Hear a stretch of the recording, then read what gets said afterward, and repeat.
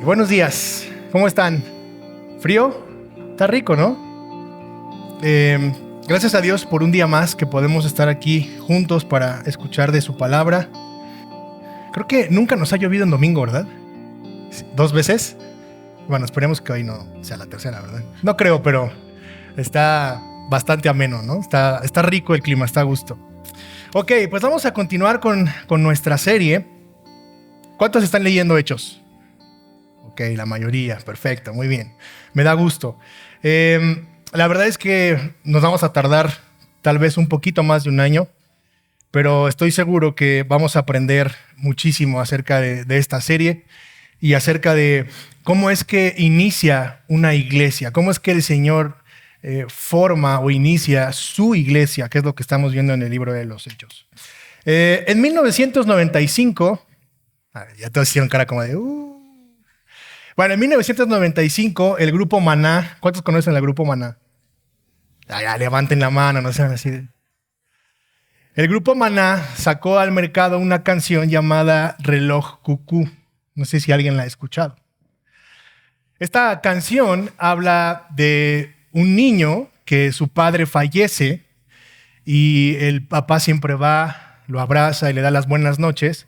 Pero recuerda que eso es lo que su padre hacía, pero su padre fallece. Y una vez que el padre fallece, la canción empieza a decir que tiene miedo y que empieza a experimentar una serie de sentimientos porque papá se ha ido, porque papá ya no está. Y parte de esta canción o lo que está experimentando el autor o lo que dice la canción va a tener mucho que ver con lo que vamos a ver el día de hoy en nuestro texto. Vamos a ver a unos discípulos sin Jesús, ¿no?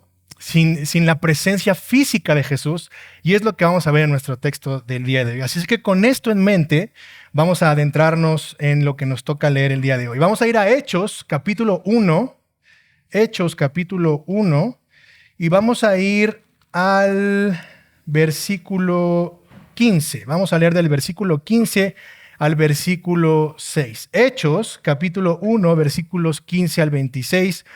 Pero antes de leer vamos a orar. Padre, gracias. Gracias por este día. Gracias porque tenemos un clima fresco, Señor. Gracias porque pudimos estar aquí. Te ruego que pongas un corazón dispuesto, Señor, a escuchar tu palabra. Señor, abre nuestra mente, nuestro entendimiento.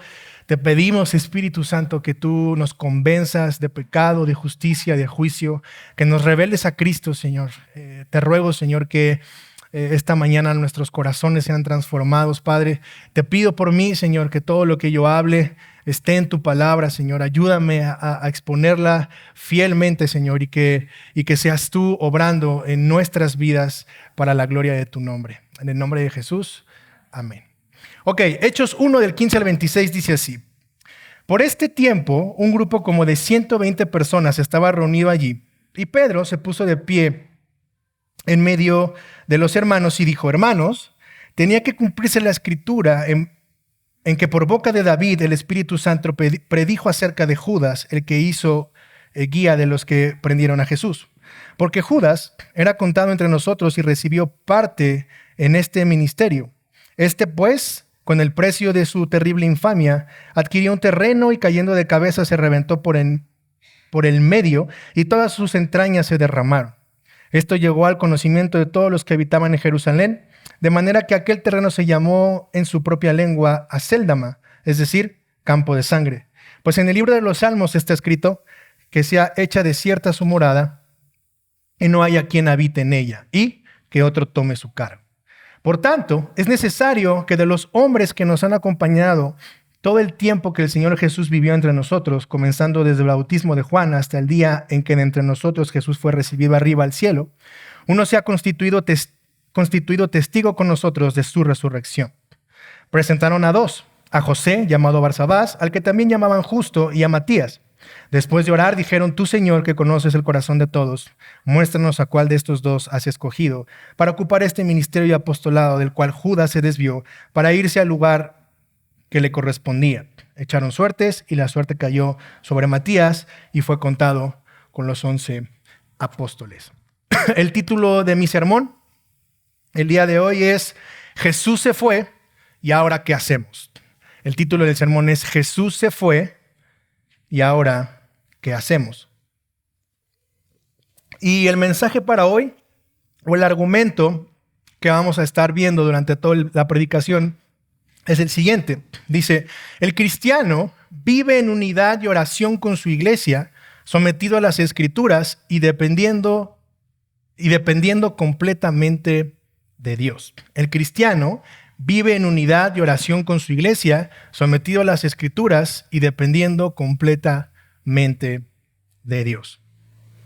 En la primera parte del capítulo 1, que nos predicó el pastor Eri, los primeros 2 sermones, vamos a encontrar tres cosas muy interesantes. Una, el autor de esta narración, como ya lo hemos dicho, es Lucas, el doctor, y esta es una continuación de su evangelio.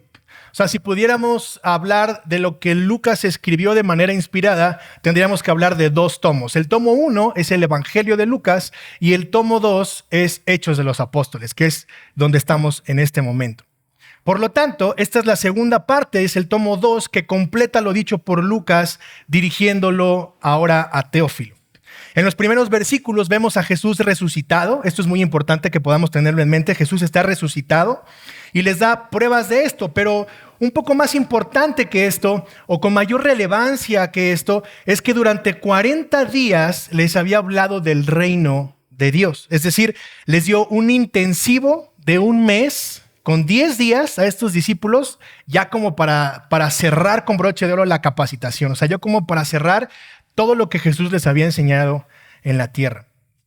Después, Jesús les da una orden y les da una promesa. La orden es que regresen a Jerusalén, que se queden ahí. ¿Por qué? Porque la promesa era que tenían que esperar ahí y que iban a recibir poder, que iban a recibir al Espíritu Santo. ¿Cuál era la razón de esa promesa? Que una vez que llegara el Espíritu Santo, ese poder les iba a servir para testificar. ¿Para testificar qué? Para ser testigos de Jesús, de lo que Él había enseñado y de quién Él era, ¿no? Entonces, vemos una orden y vemos una promesa. Así que estos hombres, en la parte de la narración que vamos a ver el día de hoy, están en el momento de estar juntos, de estar unánimes, de estar unidos, de estar en un solo sentir. Y esta unidad los hacía que constantemente estuvieran orando. El versículo 14 nos lo muestra de esta manera. El versículo 14 dice, de ahí mismo, todos estos estaban unánimes, entregados de continua a la oración, junto con las mujeres y con María, la madre de Jesús, y con sus hermanos. ¿Okay? Entonces, esto es el ambiente, esto es lo que está sucediendo en esta parte de la narración con los discípulos y con 120 personas. De esas 120 personas estaban incluidos los 11 discípulos. Ahora, he dividido el sermón en 2 partes. El punto número 1 lo vamos a ver del versículo 15 al versículo 20 y lo titulé La decepción y el cumplimiento de las Escrituras. La decepción y el cumplimiento de las Escrituras. Y el punto número 2 lo vamos a ver del versículo 21 al versículo 26 y lo he titulado Dependiendo de Dios.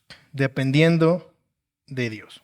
Así es que vayamos al punto 1, versículos del 15 al 20, la decepción y el cumplimiento de las Escrituras. Dice versículo 15, por este tiempo un grupo como de 120 personas estaba reunido allí y Pedro se puso de pie en medio de los hermanos y dijo, hermanos, tenía que cumplirse la escritura en que por boca de David el Espíritu Santo predijo acerca de Judas al que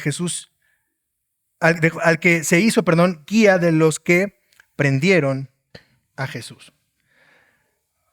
Porque Judas era contado entre nosotros y recibió parte en este ministerio. Este pues con el precio de su terrible infamia adquirió un terreno y cayendo de cabeza se reventó por el medio y todas sus entrañas se derramaron. Esto llegó al conocimiento de todos los que habían en Jerusalén, de manera que aquel terreno se llamó en su propia lengua Aceldama, es decir, campo de sangre. Después de todo lo sucedido, vemos entonces a 120 personas en unidad. No pierdan el foco de esto, estaban unidos, estaban unánimes, esperando que se cumplieran las palabras de Jesús que Él mismo les había dicho. Dentro de esas 120 personas estaban entonces los 11 discípulos, ya no son 12, Judas se había suicidado, solo eran 11 apóstoles. Y ¿Cuál es entonces este ambiente? ¿Qué es lo que estas personas estaban pensando? ¿Qué es lo que estaba pasando por la cabeza de estas personas? ¿Qué es lo que estas personas estaban incluso diciendo? ¿Por qué es que Pedro se levanta? ¿Por qué Pedro? ¿Por qué dice estas palabras? ¿Qué es lo que está sucediendo realmente aquí? ¿Quiénes eran estos 11 apóstoles? ¿Quiénes eran estas 11 personas? El versículo 13 de este mismo capítulo nos dice lo siguiente.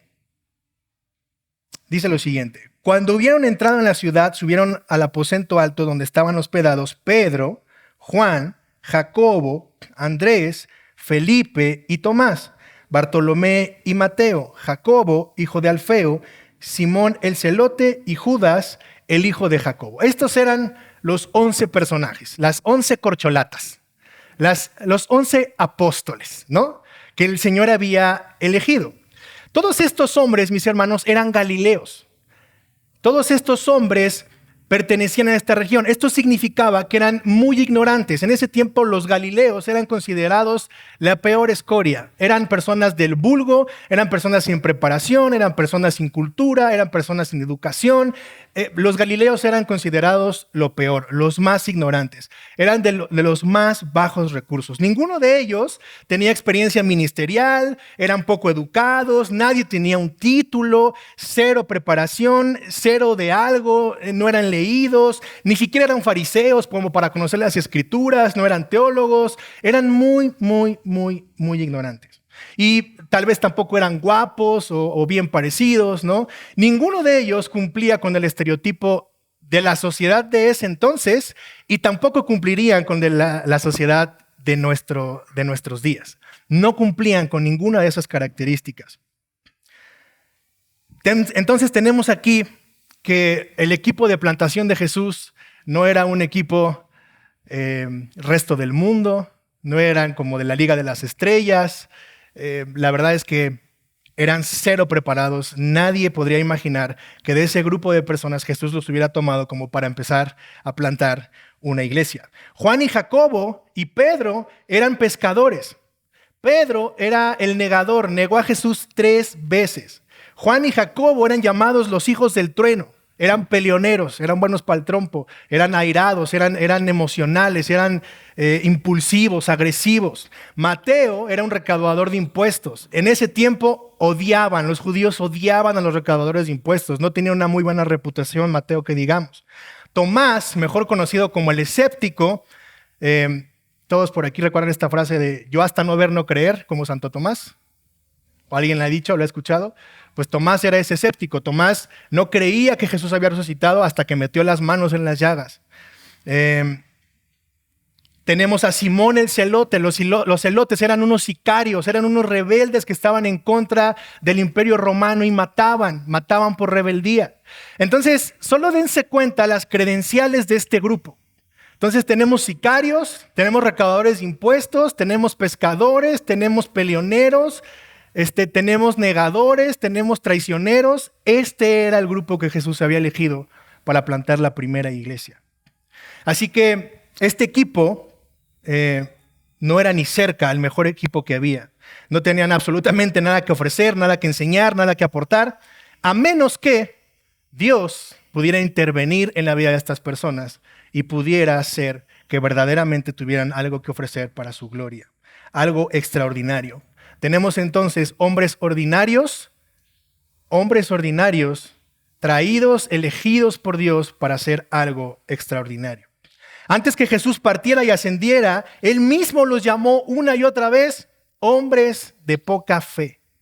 Normalmente lo desobedecían y para cerrar la lista con broche de oro, el día en que Jesús fue entregado, el día que estaban todos reunidos y que Jesús iba a ser entregado, Jesús estaba orando y después de orar regresa y les dice: no es posible que ni tan solo una hora ustedes puedan orar. Entonces eran rebeldes, no obedecían, eran hombres de poca fe, no oraban, eran incrédulos, orgullosos, desobedientes, se peleaban, estaban peleándose un lugar en la mesa para ver quién iba a estar a la diestra de Jesús. Estos eran los escogidos de Dios. Este era el equipo de Jesús. Pero ahora el texto nos da una evidencia de que estos hombres están experimentando un cambio. Dense cuenta, con Jesús podemos ver cómo vivían y cuál era lo que traían en el corazón. Y ahora sin Jesús pareciera que estos hombres están experimentando un cambio. Pareciera que hay algo que está transformando sus corazones y está siendo evidente a lo que estamos leyendo. Recordemos una vez más que Jesús ya no está físicamente con ellos.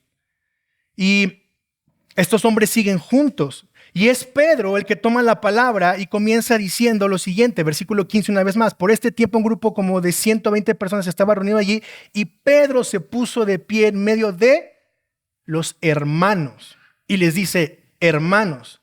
Lo que nos lleva entonces a entender que no le está hablando a personas inconversas, no le está hablando a personas que no son creyentes, le está hablando a creyentes. Pedro, dice hermanos al momento de dirigirse a estas 120 personas. Tenía que cumplirse la escritura, dice Pedro. Entonces pareciera que Pedro está entendiendo la importancia del cumplimiento de las escrituras. Ese Pedro que había negado a Jesús, ese Pedro que era irreverente, ese Pedro que era desobediente, ese Pedro que era muy exagerado, ese Pedro que buscaba un lugar al lado de Jesús, ese Pedro parece que ahora que Jesús ya no está presente físicamente, parece que está entendiendo lo que significa el cumplimiento de las Escrituras. El libro de los Hechos no nos permite ver más profundamente el ambiente de esta escena. ¿Por qué Pedro es que llega a estas palabras? ¿Por qué es que él toma la iniciativa y dice estas cosas? Pero el tomo 1, el Evangelio de Lucas, sí nos deja ver un poco lo que está pasando aquí. Mira conmigo Lucas 22, 25 al 26. Va a aparecer en la pantalla. Dice, entonces Jesús les dijo, esto es el camino de Emaús, les aparece a dos discípulos. Entonces Jesús les dijo, ¿qué necios son? ¿Les cuesta tanto creer todo lo que los profetas escribieron en las Escrituras? ¿Acaso no profetizaron claramente que el Mesías tendría que sufrir todas estas cosas antes de entrar en su gloria? ¿Te das cuenta? Una vez más Jesús les está diciendo, ya ha resucitado, Otra vez, incrédulos. ¿No pueden creer lo que las Escrituras dicen de mí? Pero parece que ahora en Hechos capítulo 1, parece que Pedro está entendiendo el significado del cumplimiento de las Escrituras. Tan es así que sus palabras dicen lo siguiente en el verso 16 de Hechos 1. Hermanos, tenía que cumplirse la Escritura. Jesús en el camino de Emaús no les cuenta el chisme de lo que sucede entre el viernes y el domingo. Jesús no les dice cuál fue su experiencia, qué fue lo que vivió entre el viernes y el domingo después de que lo crucificaron. No, Jesús les cita las Escrituras. Jesús les dice que en las Escrituras lo que los profetas decían de él, eso es lo que estaba sucediendo. Ahora el versículo 27 de Lucas 22 dice, entonces Jesús los guió por los escritos de Moisés y de todos los profetas, explicándoles lo que las Escrituras decían acerca de él mismo. ¿Te das cuenta? Jesús no les cuenta experiencias, Jesús les cita las Escrituras porque en las Escrituras está lo que dice de él. Y ahora Pedro parece estar entendiendo la importancia de que las Escrituras se cumplan.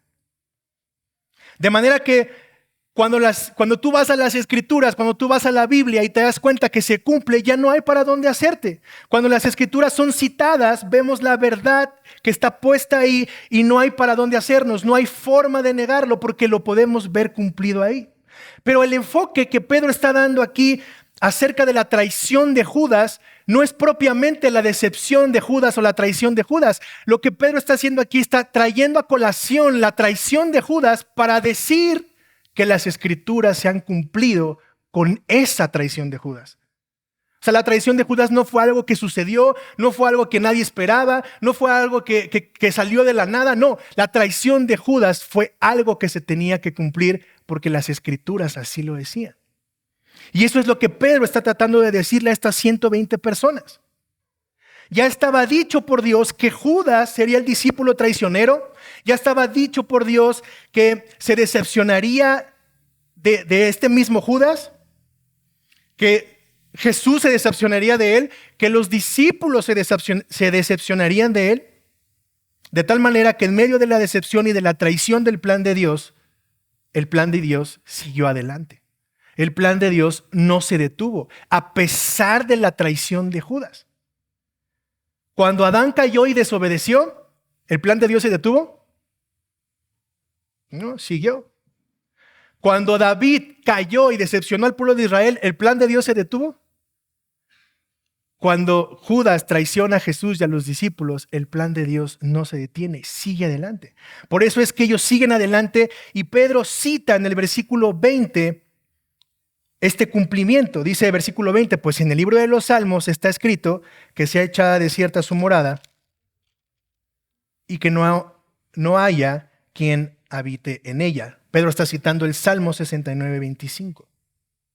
Ahora entonces, Judas nos traicionó, Judas traicionó a Jesús, Judas nos ha decepcionado. ¿Qué debemos de hacer entonces? ¿Cuál es el punto de todo esto? ¿Ya no debemos de confiar en nadie? ¿Ya no debemos de seguir adelante? El texto nos dice que se detuvieron por eso y nunca más confiaron en ninguna persona. No tiene caso, vámonos de aquí, hay que desaparecer. ¿Recuerdan cuando aprenden a Jesús, qué hicieron los discípulos? Todos se fueron. Cambio a, ahora están todos, ¿qué? Unidos. ¿Te das cuenta? Parece que algo está sucediendo en la vida de estas personas. Parece que algo está transformando el corazón de estas personas. Parece que hay un cambio de actitud en la vida de estas personas. Y entonces, ¿qué debemos hacer ante la decepción de Judas? Y eso me lleva a mi segundo punto. Versículos 21 al 26. Dependiendo de Dios, dependiendo de Dios. Entonces, Pedro cita las Escrituras, refiriéndose a la traición de Judas, para que pudiéramos ver que eso se estaba cumpliendo. Pedro estaba entendiendo que se estaba cumpliendo. Después da una descripción de cómo es que muere Judas. Hay muchos teólogos o comentaristas que dicen que la descripción no es algo que Pedro haya dicho, sino es algo que Lucas está poniendo ahí. O sea, es de la boca de Lucas, no es de la boca de Pedro. Lo que Pedro sí está diciendo es cuando está citando los salmos, eso sí es de Pedro. Pero Lucas, hay muchos teólogos que dicen que la descripción que dan de la muerte de Judas es Lucas el que lo está diciendo, no es Pedro que lo dijo. Entonces, el versículo 22 termina diciendo, y no haya quien habite en ella y que otro tome su cargo. Versículo 22 comienza diciendo entonces, ¿qué vamos a hacer ante esta situación? Por tanto, dice el versículo 22, en conclusión, dice Pedro, nos hace falta uno. Es decir, seguiremos adelante, sí, pero a pesar de esa decepción, pero a pesar de esa traición, el plan de Dios tiene que continuar sí o sí. ¿Y sabes por qué? Porque tenía que cumplirse la promesa del capítulo 1 en el versículo 8, que dice que recibirían poder, ¿para qué? Para poder ser testigos de Cristo y de su evangelio. Tenían que ser llenos del Espíritu Santo, tenían que recibir ese poder para ahora poder testificar de ese poder. Por esas razones que tenían que seguir adelante, porque tenía que cumplirse la promesa que Jesús les hizo en el versículo 8. Esa es la promesa. Y Pedro dice en el versículo 21, por tanto, en conclusión, es necesario, y es aquí donde encontramos 3 requisitos para elegir al nuevo apóstol, al nuevo integrante de este equipo de plantación de Jesús. El versículo 21 nos dice, por tanto, es necesario que de los hombres, el primer requisito aquí, la palabra hombres que está expresada en este versículo, no se refiere a la humanidad, sino que se refiere al género. Por lo tanto, para que una persona pudiera ser apóstol, necesitaba ser varón. Ese es el primer requisito. Versículo 21 sigue diciendo que nos han acompañado todo el tiempo que el Señor Jesús vivió entre nosotros.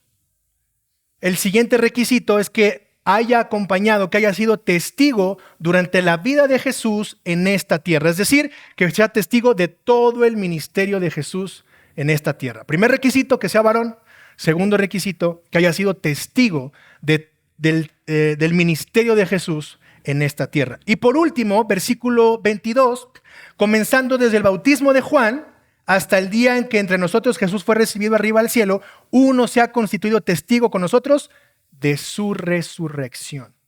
Punto 3, tenía que ser testigo de la resurrección de Jesús. Que sea hombre, que sea testigo del ministerio terrenal de Jesús y que sea testigo de la resurrección de Jesús. Ahí están los 3 requisitos que Pedro está diciendo para que puedan buscar al 12º apóstol, al apóstol que faltaba. Así que para ser apóstol deben cumplirse estos 3 requisitos. Por estas razones, mis queridos hermanos, es que el movimiento apostólico de estos días no es más que un circo operado por Satanás y por los charlatanes que lo dirigen. Si te das cuenta, es imposible que una persona pueda llamarse apóstol porque no cumpliría jamás con estos requisitos. Estos charlatanes falsos y engañadores que lo único que hacen es estafar a la gente y llevarlos al infierno junto con ellos, tenemos que hacer algo con ellos. ¿Y qué es lo que podemos hacer con este tipo de mentirosos? Tito capítulo 1, versículo 11 dice, hay que callarlos, porque con su falsa enseñanza alejan a las familias enteras de la verdad y solo lo hacen por dinero. Entonces, ¿qué hacemos con los charlatanes que hoy dicen ser apóstoles o mujeres que dicen ser apóstoles? Hay que callarles la boca porque con su falsa enseñanza alejan a las familias enteras de la verdad. Eso es lo que tenemos que hacer con este tipo de mentirosos usados por el diablo para tergiversar la escritura y para engañar a las personas. Una vez entendido esto, regresemos a lo que sí es verdad. Y eso de que es verdad es porque están las escrituras. Ahora, solo había 2 hombres que podían cumplir con estos requisitos. Como ven, no son cualquier requisito. No son 3 cosas que cualquiera pudiera hacer o que cualquiera pudiera llenar. Entonces, solo había 2 personas que podían cumplir con estos requisitos. Versículo 23. Presentaron a 2, dice el texto. A José, llamado Barsabás, al que también llamaban Justo, y a Matías. Los apóstoles, una vez más, estaban unánimes, estaban juntos, estaban unidos, estaban puestos de acuerdo. Se dieron a conocer los requisitos, había 2 candidatos. ¿Y ahora qué? ¿Ahora qué va a suceder? Ya vimos entonces que estos hombres primero se dispersaron cuando Jesús estaba. Ahora estaban unidos. Ya vimos que el mismo Jesús los llamó hombres de poca fe. No creían en las escrituras. Ahora parece que están creyendo en las escrituras porque Pedro las cita. Ya vimos también que no eran personas que oraban, porque Jesús les dijo, ni tan solo 1 hora pueden orar conmigo. Y ahora estaban unánimes, ¿qué? Orando. Y ahora estos hombres parece que están dependiendo más de Dios ahora que Jesús no está, que cuando Jesús estaba con ellos. Así es que presentaron a los 2 candidatos y el versículo 24 dice, ¿después de qué? Después de orar, dijeron, tú, Señor. No dijeron, ¿cómo ven las cualidades de Matías? ¿Creen que es bueno para hablar? ¿Es buen orador? ¿Conoce las escrituras? ¿Es carismático? ¿Le cae bien a estas 120 personas? El texto no está diciendo eso. El texto está diciendo que estos hombres lo primero que hicieron fue orar y en esa oración le dijeron, tú, Señor, que conoces el corazón de todos, muéstranos a cuál de estos 2 has escogido. Wow. Estos hombres incrédulos, desobedientes, orgullosos, que no querían orar, ahora oran, están juntos, creen en las escrituras y están dependiendo de Dios para tomar una decisión. Recuerden que no son el Dream Team. Recuerden que todos tienen cola que les pisen, pero ahora están experimentando un cambio. El texto nos está mostrando que estos hombres que están juntos, que están unidos, que están orando y que Jesús ya no está físicamente con ellos, están experimentando un cambio. en sus vidas. Y ahora están dependiendo de Dios. Tú, Señor, ¿quién es ese hombre que debe de ser el 12º apóstol? Y además el texto dice, tú que conoces el corazón. Porque nosotros están reconociendo que ellos pueden equivocarse, que su propio corazón puede engañarlos. Pero tú conoces el corazón. ¿Quién debe de ser ese apóstol? Versículo 25. Para ocupar este ministerio de apostolado del cual Judas se desvió para irse al lugar que le correspondía. Verso 26. Y entonces, después de orar, después de depender de Dios, después de decirle a Dios, tú muéstranos, verso 26 dice, echaron suertes. Y echaron suertes. Mis hermanos, en el Antiguo Testamento, cuando se echaban suertes, se ocupaban 2 piedras llamadas Urim y Tumim. Estas servían para investigar la voluntad de Dios en asuntos dudosos. La Biblia los describe como piedras que usaban en el pectoral los sumos sacerdotes para entrar al lugar santísimo y traducir la voluntad de Dios. Una representaba el sí y una representaba el no. Para ellos no existía el Nuevo Testamento. Para ellos esto estaba ocurriendo, de aquí para adelante no hay nada. Lo que ellos conocían era el Antiguo Testamento, eran las tradiciones que se hacían. No conocían lo que tú y yo conocemos el día de hoy. Por lo tanto, recurren a esa tradición para entonces conocer la voluntad de Dios. Recordemos que este es un tiempo de transición, pero el Espíritu Santo aún no ha caído. El Espíritu Santo aún no ha llegado. El Espíritu Santo aún no los ha llenado. Por eso es que el texto dice que echaron suertes, pero esas suertes no son al azar porque están dependiendo de la soberanía de Dios y es Dios el que está eligiendo. A partir de este momento, en todo el Nuevo Testamento, nunca más vamos a ver que echaron suertes. Nunca lo vas a volver a encontrar. Por esa razón es que dice que echaron suertes. Estos discípulos incrédulos que no sabían nada de las Escrituras, que eran rebeldones, orgullosos, interesados, ahora están dependiendo de Dios. Y dicen, ¿qué hacemos? Jesús ya no está. ¿Ahora qué hacemos? ¿Cómo tomamos esta decisión? ¿Y sabes qué está pasando? Es que el mismo poder que resucitó a Jesús, ese mismo poder está obrando en la vida de estos hombres. Por eso es que encontramos en toda esta escena este cambio de actitud. Por eso es que encontramos esta vida transformada, indicios de la transformación de esta vida. Y más adelante te vas a sorprender junto conmigo cómo la vida de estos hombres empieza a cambiar. Y más adelante vas a ver cómo Pedro una y otra vez es el que toma la palabra y vas a ver a un Pedro que jamás te imaginaste que existía. ¿Pero por qué? Porque ese Pedro va a estar lleno del Espíritu Santo, pero no me quiero adelantar. Así que, hermanos, lo mejor de este libro de los Hechos está por ocurrir. Lo mejor de este libro de los Hechos es lo que vamos a ver en las siguientes semanas. El próximo domingo vamos a ver el cumplimiento de la promesa, un evento único e irrepetible, por si pensabas hacer uno en tu casa. Mis queridos hermanos, miembros de Doxa, ¿tú te puedes imaginar los cambios en tu vida si fuéramos hombres y mujeres con un tiempo de oración más constante? Miembros de Doxa, ¿podemos decir que realmente somos uno, como estos hombres? ¿Como este equipo que estaba plantando la primera iglesia? El mayor testimonio que la iglesia da al mundo, ¿sabes cuál es? La unidad. Que la iglesia está unida. ¿Y sabes por qué? Porque esa fue la oración de Jesús. Mira conmigo Juan 17, del 17 al 22. Jesús ora al Padre y Jesús le dice esto al Padre: hazlos santos con tu verdad. Enséñales tu palabra, la cual es verdad. Así como tú me enviaste al mundo, yo los envío al mundo.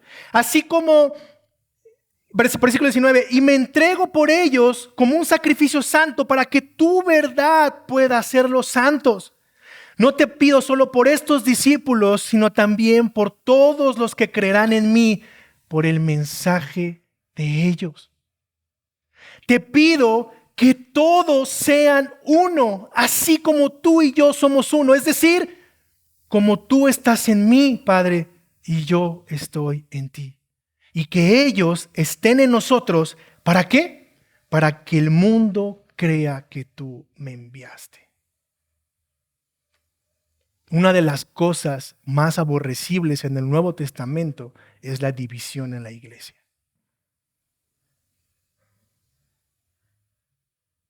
El que seamos una iglesia unida no es porque queremos tener un grupo de fraternidad. El que seamos una iglesia unida es porque es una oración de Jesús. Y porque el testimonio hacia afuera es que si estamos unidos, el mundo creerá que Dios envió a Cristo a morir por nosotros. ¿Te das cuenta de la importancia? ¿Te das cuenta del por qué debemos estar unidos como iglesia? ¿Te das cuenta que el grupo de oración no es solo para que tengamos un tiempo para vernos las caras, sino porque es el resultado de haber entendido el Evangelio? ¿Sabes por qué? Porque estos hombres aún no estaban llenos del Espíritu Santo y ya lo estaban viviendo, pero tú y yo ya hemos sido, se supone, llenos del Espíritu Santo y por lo tanto deberíamos de estar viviendo en unidad, orando, unánimes. Y mostrándole al mundo la unidad para que crean que Cristo vino. Y murió en esa cruz y resucitó y hoy reina por los siglos y un día vendrá por su iglesia. El mundo creerá en Él por la unidad de la iglesia. Hermanos de Doxa, ¿qué estamos haciendo? ¿Realmente nos une Cristo? ¿Tú te puedes imaginar el poder de una iglesia unida? El poder de una iglesia que ora, una iglesia que tiene en alta estima la palabra, una iglesia que se somete a ella, una iglesia que cree en la Biblia y por lo tanto es obediente a ella. Tú te imaginas y cultivas de manera individual una vida de oración constante. Tú te imaginas los cambios que vas a experimentar si cultivas una lectura de tu Biblia diaria. Eso va a provocar que tu fe se fortalezca y por ende vas a obedecer al Señor.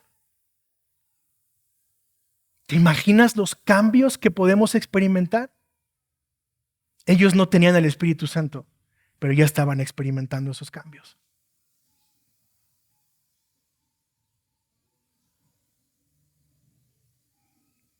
Ahora tú y yo tenemos al Espíritu Santo y podemos vivir de esta manera. De hecho, deberíamos de vivir de esta manera. ¿Sabes por qué? Porque una vez que conoces a Jesús, tu vida ya no vuelve a ser la misma. Una vez que tú chocas con la cruz, tu vida ya no puede ser la misma. Y vas a experimentar un cambio sí o sí. Mi amigo no creyente, sin Jesús estás muerto. Estás muerto en pecado, en tus pecados. Pero si hoy te arrepientes de todos ellos, reconoces tu necesidad de un Salvador y puedes darte cuenta que nada de lo que eres, tienes o tendrás sirve más que Cristo en tu vida, hoy serás lleno de ese Espíritu Santo y te convertirás al Señor y comenzarás a experimentar poco a poco los cambios que estamos viendo en la vida de estos discípulos. Mi amigo, mi hermano creyente, necesitamos cultivar una vida de oración, una vida de unidad, una vida de alta estima a la Escritura, y eso va a producir en nosotros un cambio genuino para que podamos ser una iglesia unida y que cuando la gente de afuera vea, puedan creer que Jesús vino y murió en una cruz por amor a ti y por amor a mí. Ponte de pie conmigo y vamos a orar. Un encuentro contigo, Señor, es lo más poderoso que puede existir en la vida de una persona. Es un parteaguas en la vida de una persona. Así como tu venida partió la historia en dos y hoy podemos ver todos los libros de historia como dice antes de Cristo y después de Cristo. Así es la vida de una persona que se encuentra contigo. Hay un antes y hay un después. Y hoy tu palabra nos enseña, Señor, los cambios tan poderosos que tú puedes hacer en la vida de una persona tan pecadora. No solo como estos discípulos, porque nosotros, Señor, somos como estos discípulos. No teníamos nada extraordinario para que tú nos eligieras y pudiéramos formar parte de tu familia y parte de tu reino. Y no solo eso, sino que puedas usarnos para compartir las buenas nuevas del Evangelio. ¿Quiénes somos nosotros, Señor? No hay nada bueno en nosotros. Y sin embargo, tu gracia, tu amor, tu misericordia, Señor, han transformado nuestros corazones. Señor, ayúdanos a reflexionar los cambios en nuestra vida, Señor. Si verdaderamente hay cambios en nuestra vida, Señor. Y si no, Señor, te ruego que puedas movernos a arrepentimiento, que podamos ver la cruz, que podamos ver nuestra condición de pecado y la necesidad urgente de un Salvador. Y que esta mañana, Señor, pueda haber transformaciones, conversiones genuinas, reales en las vidas de cada uno de los que estamos aquí, Señor. Padre, gracias. Gracias porque podemos ser llenos de tu Santo Espíritu. Somos sellados por tu Santo Espíritu. Y ahora, con ese poder, es que podemos ir y ser testigos de quién tú eres, de lo que tú has hecho, de lo que tú harás y de tu retorno, Señor. Gracias. Gracias. Gracias, Señor. Hoy puedo ver mi vida sin ti y lo que era. Te doy gracias. Yo no estaría hoy aquí, Señor. Pero tu gracia, tu Espíritu Santo me han alcanzado, Señor. Yo te ruego por cada uno de mis hermanos, que ellos puedan ver su vida sin ti y lo que es ahora contigo. Y te ruego por esta iglesia, Señor, que podamos vivir en unidad y en constante oración para tu gloria. En el nombre de Jesús. Amén.